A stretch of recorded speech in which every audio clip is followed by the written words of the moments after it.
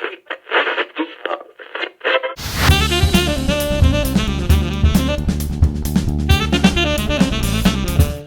everybody, welcome to Clearwater Jazz Holiday's Young Lions Jazz Master virtual sessions. Today's educator is Austin Vickrey, and the topic is an approach to playing lead alto saxophone. As a reminder to our participants, we are recording these sessions for the purposes of Clearwater Jazz Holiday education and outreach. Participants are muted upon entry and during the session. We appreciate your cooperation to remain muted during the session. If you have questions, you can use the chat feature and I'll try to get your questions to Austin, or you can do the raise your hand feature and we can unmute you and we can have a conversation. We hope you enjoyed today's session. There are more upcoming free sessions. They're all posted at www.clearwaterjazz.com/education. That's our education outreach page. Your feedback and also any future session topics that you might have are welcome. Please email those to info@clearwaterjazz.com. That's info@clearwaterjazz.com. We are super excited to have our good friend Austin Vickrey with us today. Austin's a saxophonist, woodwind specialist, composer, arranger, and music educator who currently resides in St. Pete. He was born and raised in Utah. Austin developed a love for music at a young age and was awarded the Louis Armstrong Jazz Award upon graduating high school. He holds a Bachelor of Music in Saxophone Performance from the University of Utah and a Master of Music in Jazz Studies from the University of Cincinnati College Conservatory of Music. From 2004 to 2008, Austin was the Assistant Musical Director at Earlham College in Richmond, Indiana, where he directed the Earlham College Jazz Band, assisted with the Earlham Orchestra, and taught private lessons on saxophone and in jazz theory. From 2010 to 2016, Austin was an adjunct professor of music for the Music Industry and Recording Arts program at St. Petersburg College, where he taught classes in music theory, improvisation, performance techniques, and music appreciation. Currently, Austin is an adjunct woodwind instructor for Johns Hopkins Middle School in St. Pete. In addition to teaching, Austin keeps busy performing throughout the Bay Area with his own groups and as a sideman. If you're interested in getting in touch with Austin, find him on Facebook or visit his website at austinvickery.com. Austin's also an avid participant in many of our Clearwater Jazz Holidays education and outreach programs, including the Young Lions Jazz Master sessions in the schools, at the main event, and with our other History of Jazz Education outreach program, and even our My Journey with Jazz program. So Austin, welcome to Clearwater Jazz Holidays virtual sessions. The stage is all yours, my friend. Thank you so much, Steve. I certainly appreciate that wonderful introduction, and I'm very honored to be here doing this awesome virtual masterclass. So thank you so much, and thank you to the Clearwater Jazz Holiday people and the Young Lions group as well. So I appreciate it very much. So today's session, guys, is going to be an approach to playing lead alto in a big band. Now I'm working from a keynote that it's like a PowerPoint from Mac, and I'm going to be reading from it, and I guess we can't share screens yet. I guess that was how it kind of got set up, but I'll have this available if you would like to see the keynote after I'm finished, and have it. You're more than welcome to it. We'll make that available in some way or fashion. So here's what I want to start with. I'm going to talk about 4 main topics in this session today, and we'll do a little bit of demonstrating as well. So the first topic that I've got here is, as a lead alto player, you have to understand the roles that you have in the big band and in the saxophone section. So not only are you leading the saxophone section, but you also have roles within the big band itself. And sometimes that may even include actually leading the band, which can be a scary thing at first, but once you have the skills and feel confident about it, it becomes second nature. So that's the first topic we're going to talk about. The second topic we're going to talk about is sound and mouthpiece and reed setup. This is kind of can be a saxophone geeky type of thing, especially when it comes to mouthpieces and reeds. So I'm going to do a very, very small bit on mouthpiece and reeds, as I am sure that a lot of us watching, I'm not sure if everybody's a saxophone player, but anyway, I can talk about a little bit about how you can, what to look for in a mouthpiece as you get your setup going, because your sound is super important as a lead alto player.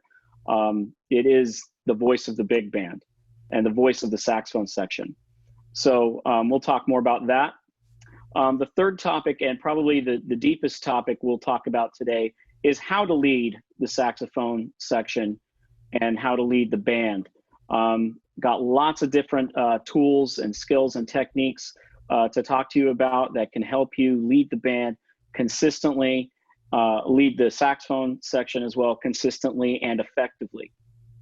And then last but not least, we'll talk about how exactly to develop these skills that we talk about in that third point, and also how to develop your own sound. What are some things that you can do to develop your sound so that it is really, really good quality for the big band and as a musician as well. So let's jump in there. And Steve, if there's any questions, you can just interrupt me, and if you feel the time is right, and we'll address them as they come. Let me grab a sip of water real quick.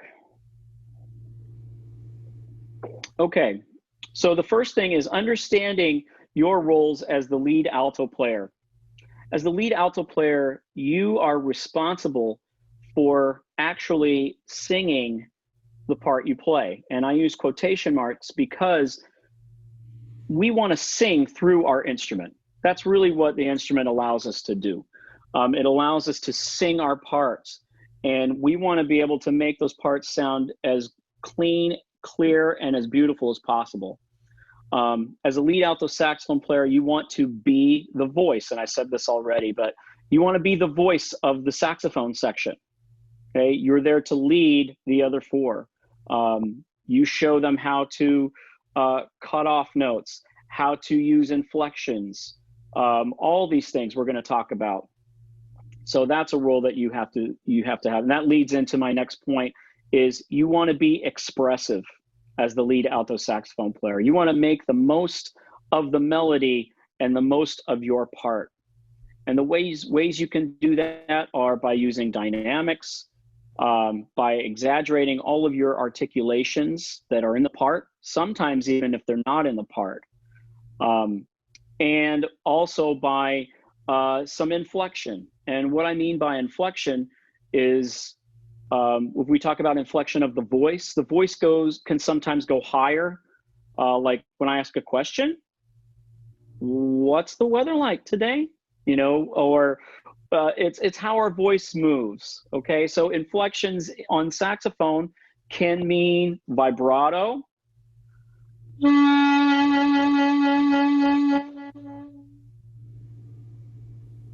It can also mean pitch bending.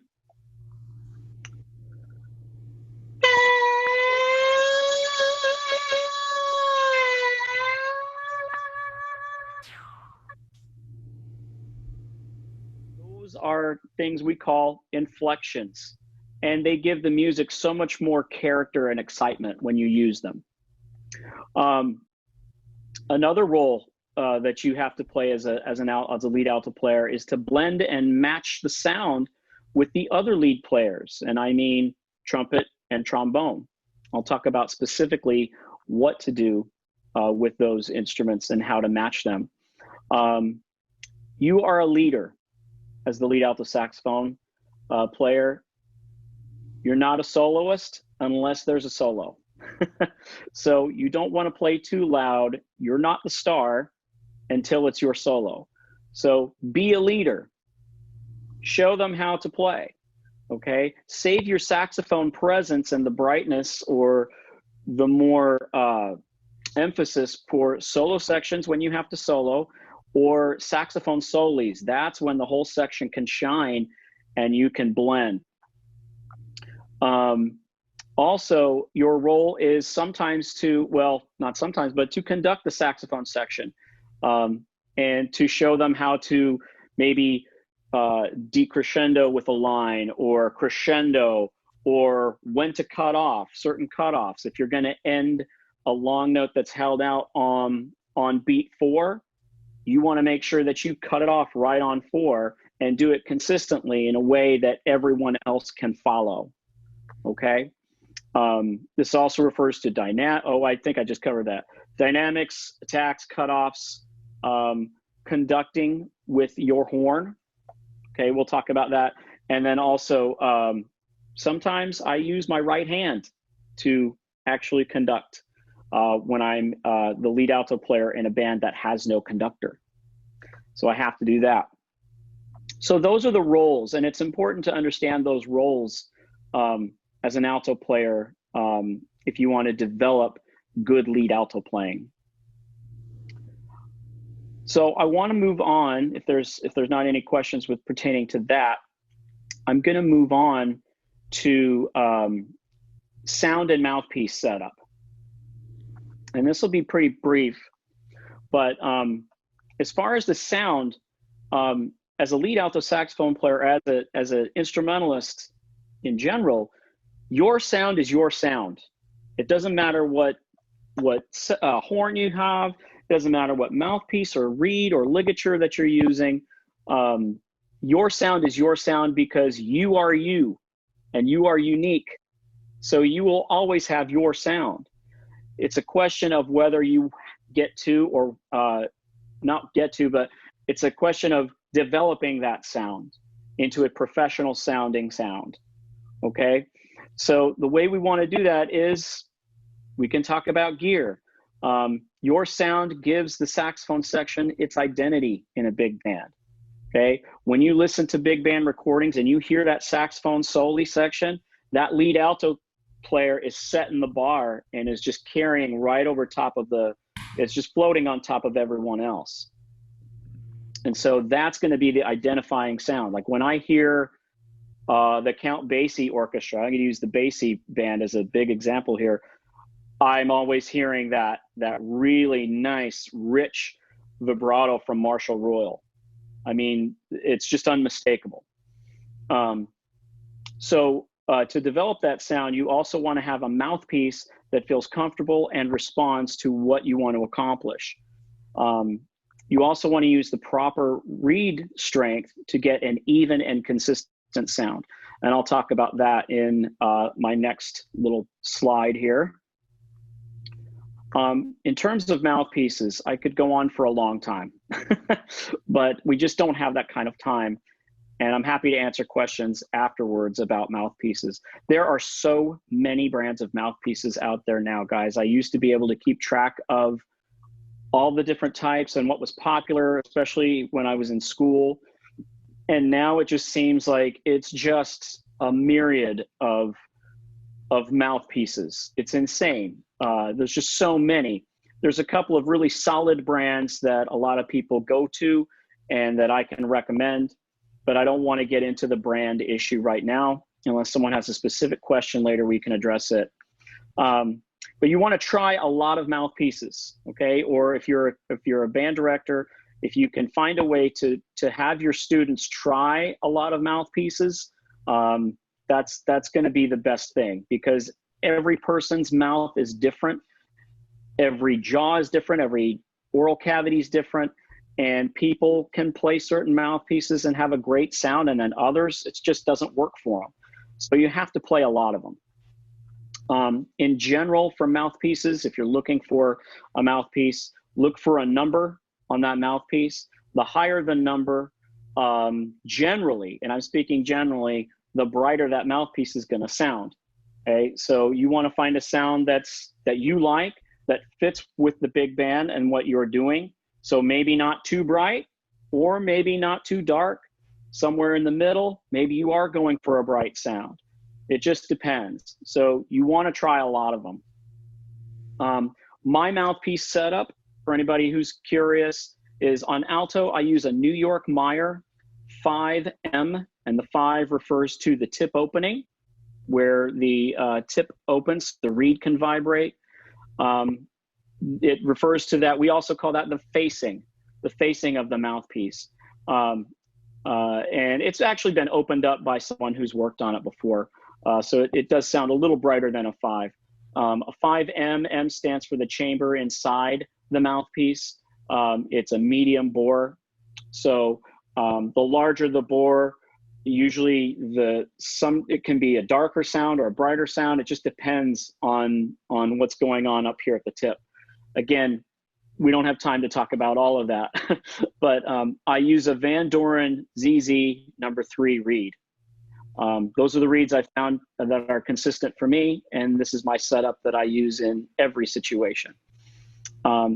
Also, a good way to find out about mouthpieces is to ask players, ask experienced players about their setups. Like I said, I'm more than happy to talk mouthpieces at a later time with anybody who wishes to discuss it.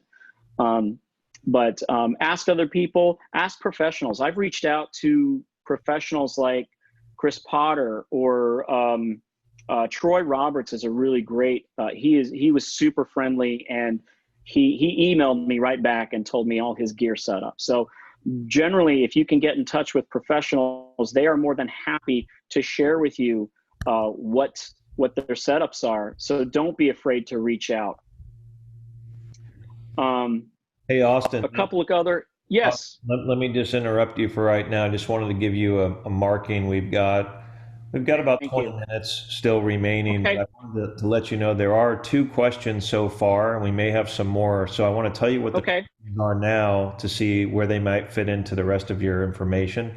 The first question says, what recordings would you say are the most stellar examples of lead alto sax playing? Mm-hmm. And then the other question was, as a lead alto player, what do you expect from the rest of the sax section? Those are excellent questions, Steve. I'm going to address the recordings. I have a list of recording, not necessarily specific recordings, but of lead alto players, because listing recordings would be just too enormous to do. So my best thing to do is to list players, and you have access to YouTube for most of these recordings, or Spotify. You can easily find a ton of them, but I've got a list of those. But the 2 big ones that I would model my lead alto playing off of are Johnny Hodges with the Duke Ellington Big Band and Marshall Royal with the Count Basie Big Band. That's really how I learned how to play lead alto. But there's so many recordings out there. You just have to go and search, and I'll provide a small list at the end. Hey, Austin, yeah. If you provide me a list, what I can do is on the Clearwater Jazz Holiday Spotify channel, we have some education and outreach lists, and so we can create a special curated list for you, and we could add any songs that you think others might be interested in. Great. Okay, and then the second question was, what do I expect from the other people in the saxophone section? The expectation is that they are going to be listening inward toward me, the lead alto player, and to follow any inflection I give, any dynamics or cutoffs that I direct. But they also need to make sure that they're listening to opposite ends of the saxophone. They want a section to blend is really the key role here as a saxophone section. You want to blend in. You don't want to stand out unless your part is a standout part. Then play the heck out of it. But as a saxophone section, you want to create blend within the section and within the band behind you. So that's what I'm expecting from the rest of the players. I've got more on mouthpieces, but we're running out of time, so I need to move forward with the meat of this. So how to lead the saxophone section. The best way you can lead your saxophone section as a lead alto player is to know how you're going to play your part. You have to know ahead of time how you're going to phrase things. How are you going to cut off things? How are you going to create excitement in the part? How are you going to use dynamics? How are you going to use articulations? You have to have a preset approach to that before you start playing. And the only way to get that is to listen and play a lot. And I'll address that later. But you need to know how you will play your part in your own way that's unique, in a solid way, in a way that sounds good, in a way that is easy for the rest of the saxophone section to follow. And you want to be the most consistent as possible at what you're doing. Ways to be expressive in this and lead the section is add dynamics to long tones. So if I just have a phrase that ends on a long note, and I just stay there, it's not exciting. So if I play that again and add a little crescendo to it,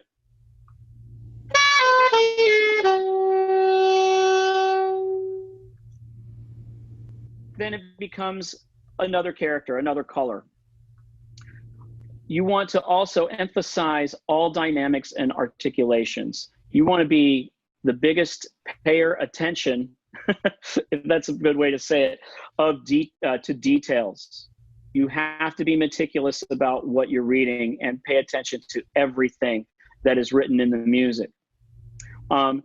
Another thing you can do is you can slightly raise or lower your instrument when you're doing a crescendo or decrescendo to show the saxophones, hey, I'm going to bring this up. And maybe you feel it on the fly. And then they see that, oh, he's raising up a little bit. Oh, okay, maybe here we're gonna crescendo a little bit. So as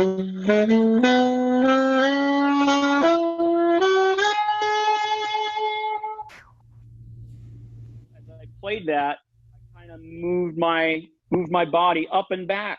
And that can signify, oh, hey guys, let's bring this out. Let's bring this out a little bit. You can do the opposite if you want something to come down a little bit in volume as well. And then the section will know, okay, here's where we're going to do it, even if it's not written. Because as jazz players, we improvise, and that's what we do. So maybe sometimes we hear something in the music that we want to bring out, and we do it on the fly. So we have to be prepared for that. You also want to use, like we said, inflections, vibratos, lip slurs, bends, but you want to use them tastefully. Don't use them out of character. If you're playing a pop piece and you've got a super thick vibrato, it starts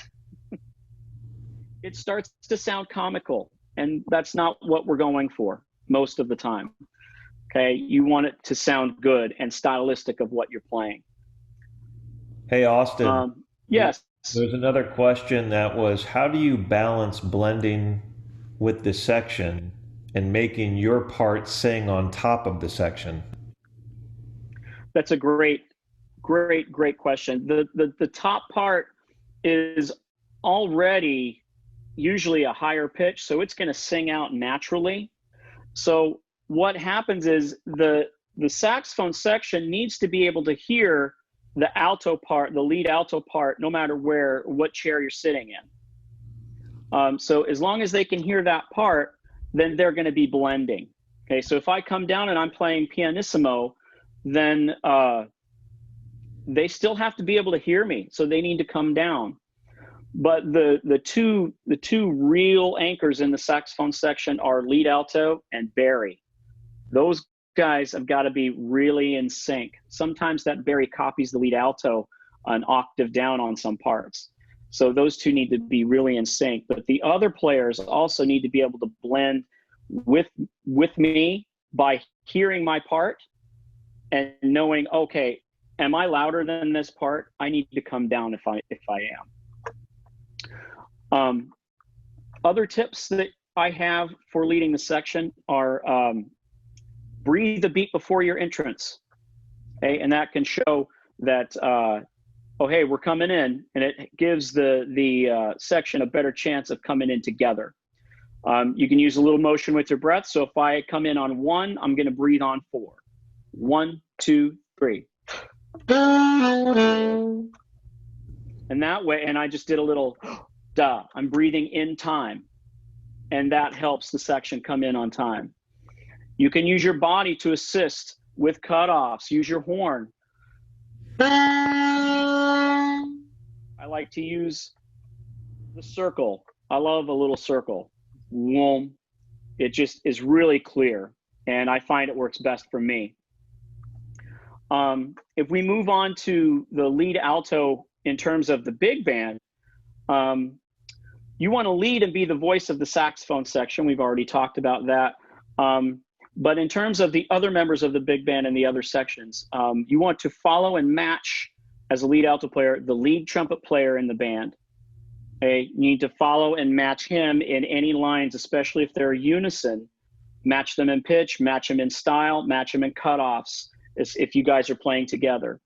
When you're in unison with the lead trombone, and this is interesting, you want to make sure that you blend into the trombone sound and follow the lead trombone. Don't lead the lead trombone. Okay, so it's not what you expect. You want to blend in and disappear within that sound if you're playing with the bone section. Okay, it adds color to their sound, and it makes the sound more meaty, if you will. Again, save your saxophone brightness and presence for the sax lines and sax solis in the piece. Let's see, we've talked about that. Yes. So one other question came in. Do you use some of these same approaches in other settings other than big band? Absolutely. Absolutely. If I'm playing with a 3-horn section like I do in a wedding band, then I'm going to make sure, and there's no lead alto in that. I'm usually playing tenor, but I can still be a lead voice. So, or sometimes the trumpet is going to be a lead. If it's tenor, trumpet, and trombone, then I'm hoping that the trumpet player, depending on the part, is going to lead me through that. And sometimes I'm the one that leads through that. So that role can switch depending on the situation. But yes, all of these can be used in different situations, and not just a big band. They're overall general good rules and good musicianship practices. Let's see if there's anything I'm forgetting. I know we're running out of time. I'm trying to get through this. We've talked about, one other thing as a lead alto player and the big band itself. And this can go for everybody too, but it's especially important for the lead players. You want to listen to the ride cymbal in the drums and listen to the bass for feel and good time. Okay, you want to make sure that you're on top of that, because if you're on top of that and you're connected to them, you're going to be a better leader for the rest of the saxophone section.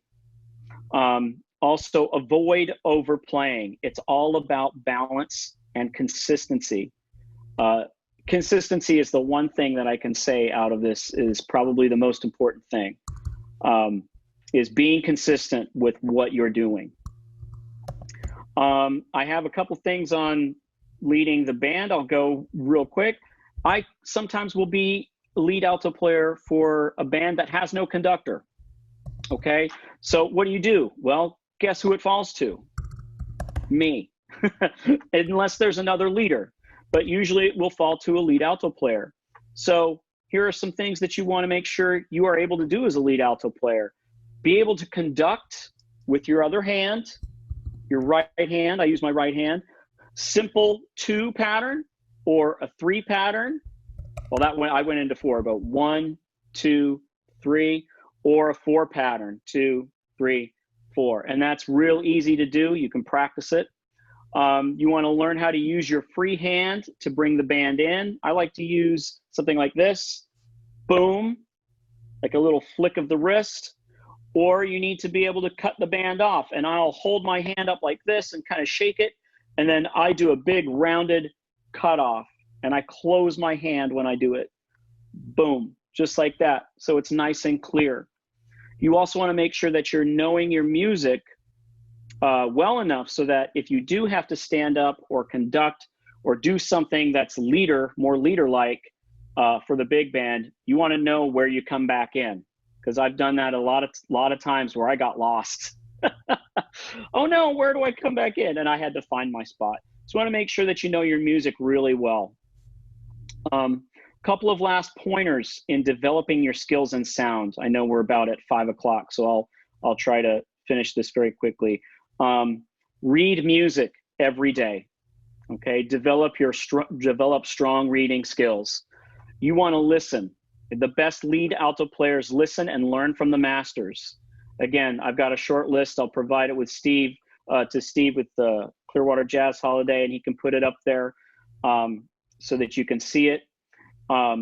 Play in as many bands as possible to gain a knowledge of the repertoire. That's how you get experience. You start to see the same charts over and over, and you get more confident, okay, in playing that. Learn how to play as many styles as you can. Funk, rock, swing, Latin, anything. Okay, learn to play in all of those styles, regardless of whether it's a big band or in a small group. You want to develop confidence by studying and learning as much as you can. The more confident you are, the more effective and consistent you will be as a player. And one last thing, learn your doubles. Lead alto players need to learn doubles, especially if you're young kids. You got to learn the doubles. Learn clarinet, learn flute, learn soprano saxophone. Those are the 3 big ones, okay? Because if you want to keep playing in big bands, you got to know those doubles. And let's see, I know it's 5:01. Your sound, a couple of things real quick. If I got a minute to develop your sound, you can use tonal exercises like long tones. Playing ballads are really good for developing your sound. Matching pitch with a tuner. I have an exercise that I could share at another point using intervals with a tuner. It's a really good exercise. Learn melodies, learn tunes. Great American Songbook, standards, jazz standards, pop melodies, anything. Listen to players you like and research their influences. That's how you develop your sound. And I think we made it.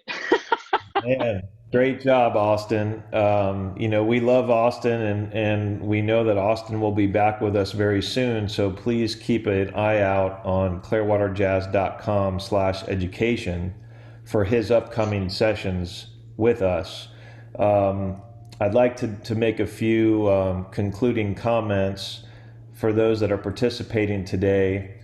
We have a session right after this one with its own Zoom sign-in information. We're staying on the topic of saxophone today, but at 5:15, the incredible Jeremy Carter will be joining us on a basic tenor sax session. We have our good friend Dwayne White on trumpet tomorrow, and we have Butch Thomas with us. So a lot of saxophones in the near future, but Butch is doing a basic jazz improvisation session on Monday. So check out the upcoming sessions. There's a lot of really good stuff. We are so thankful for the support of Clearwater Jazz Holiday Foundation from our many supporters and donors and sponsors. Special to this particular program is the Al Downing Tampa Bay Jazz Association, who helps expand the reach and helps us to do more sessions like this. So we're very thankful for that, and we're going to keep the music going. So if you like these sessions, keep joining us. They're all fun. They're free. And Austin, it's been a pleasure. Thanks for your time and your talents today. Thank you, Steve. It's been an absolute pleasure. I certainly appreciate the opportunity to share. All right. Thank you. Take care, everyone. Be safe, and come back in a few minutes for Jeremy Carter. See you guys. Take care, everyone. Thank you.